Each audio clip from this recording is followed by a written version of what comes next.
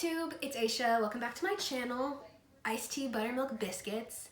I'm so glad that you can join me today to talk about one of my favorite genres, British crime thrillers. It sounds like it would be pretty niche. Not gonna lie, the UK is pretty small.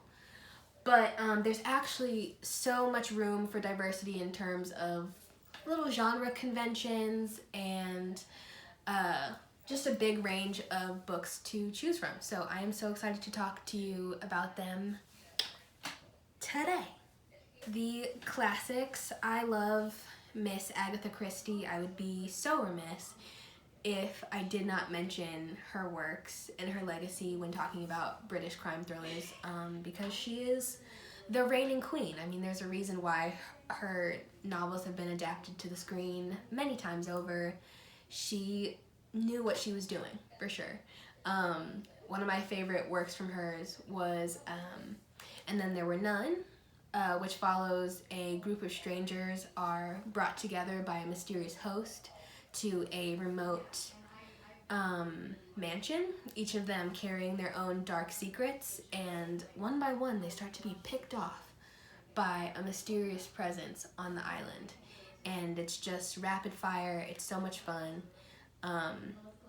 And it's very atmospheric and dark. And also, it's a great entry point in terms of if you're not as comfortable with the language of some classics, because of course, like the English language and conventions of literature are changing all the time. I think it's a really easy book to follow as like a good entry point into classics. It's like a little known tip.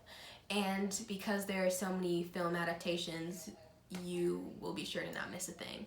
I've also read Murder on the Orient Express by her, which was good, but it wasn't my favorite, and it also follows a similar premise where a group of strangers are brought together, each harboring their own secrets, and each as suspects in the murder of another passenger on the train, and you're in a race with the head detective.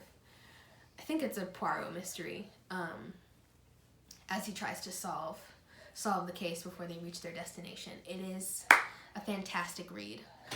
Also, a big thing with a lot of these books is they're going to be great curl-up reads. You know, if you need something engrossing and distracting, but also atmospheric and cozy, I think a lot of British crime thrillers are going to speak to you for that reason.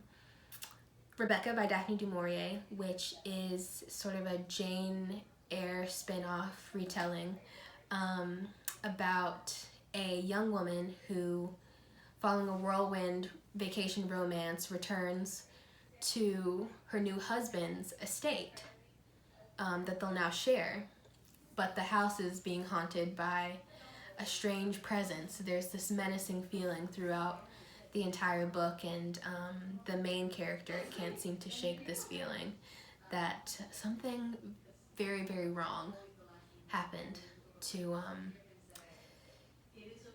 Rebecca, the deceased wife.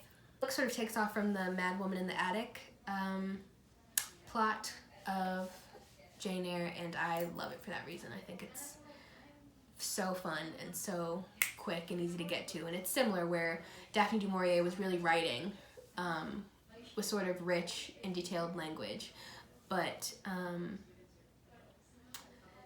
it's still digestible and still readable and still fast-paced as well. So that's Rebecca by Daphne du Maurier.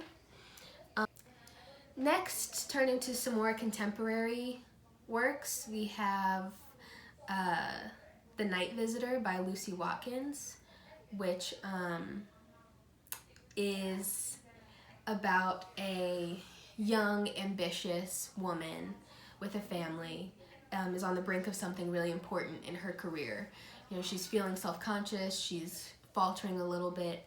Enter this woman who is brilliant and talented, but also very strange, and she seems to have a strange power over the main character.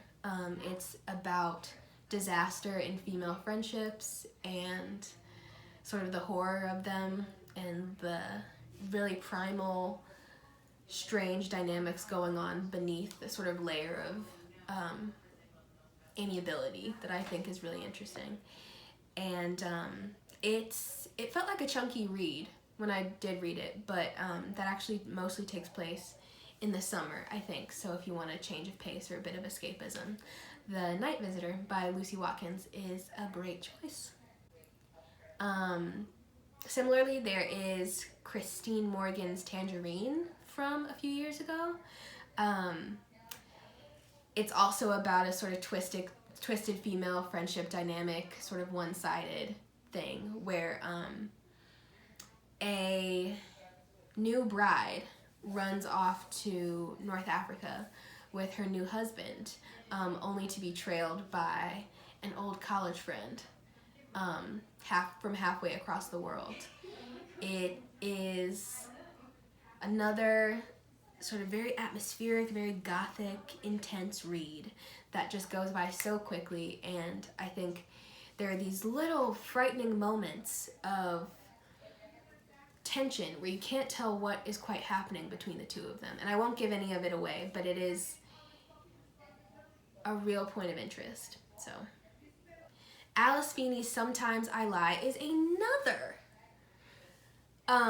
female friendship gone awry story about a young, ambitious woman in her late 20s, early 30s who falls into a coma and is forced to sort of figure out how she got here and how she can escape from this bizarre mental state, while also uncovering some secrets or deeply held truths about her own life. It is so twisted. It's so twisted that I am still trying to figure it out, and I read it years ago. Similarly, another book like that is I Let You Go by Clare Macintosh, that just starts right in the middle of the action with a child being involved in a horrible accident. And that's all I'm going to say about it. It's so mysterious. If you're gripped by that first scene, I say just ride it on out. I think I actually read the whole thing in an entire night, and I have no regrets because it was so much fun to read. So that's I Let You Go by Clare Macintosh, and before that was Sometimes I Lie by Alice Feeney. Finally, I have the works of Sarah Waters. My favorite from her is, of course, the very Oliver Twist-esque best-known novel of hers called Fingersmith. It was adapted for the screen in the UK, but I think the most famous version of it is The Handmaiden, which I believe is a Korean film that I've heard great things about. I might watch it soon, actually. But it starts off with a young, impoverished woman being brought up in this house of vagabonds, is involved in a plot to swindle a wealthy newlywed out of her fortune. It is so twisty, it's so turny, it's a huge chunker of a book, but I could not put it down for the life of me. It's so interesting, and you will never, this is a running theme, see some of these twists coming with Fingersmith in particular. It is a masterpiece. Sarah Waters also has a really exciting back catalog of books. If you like Fingersmith, you'll probably like works of hers like The Paying Guest and The Little Stranger, both of which I've read. She also has The Night Watch and Tipping the Velvet, which is another popular one from her. So for now, I think that's it. I have so enjoyed sharing my favorite British crime thrillers with you, but I would love to hear more about what you all are reading.